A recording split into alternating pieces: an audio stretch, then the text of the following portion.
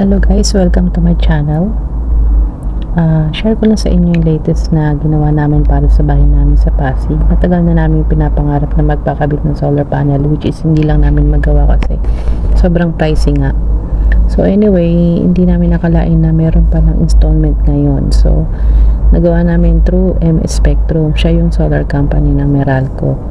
So imagine guys, from 15,000 nung January and February, nung March nung nagsimula na yung gera, lumaki na siya ng 17, naging April 18, ng May 20, then this June lang is 21,000 na, diba? Ang mahal, grabe.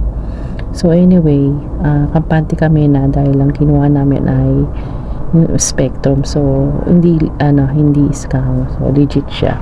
So may hulugan pala, so may options na 5 to 10 years siya. So meron din siyang options na grid lang or yung hybrid ready or yung with battery. So medyo malaki yung difference ng with battery. Sa 5 years na pinili namin, ang difference niya ay 10,000 kung battery. So kung kukumputin nyo, almost 2 million.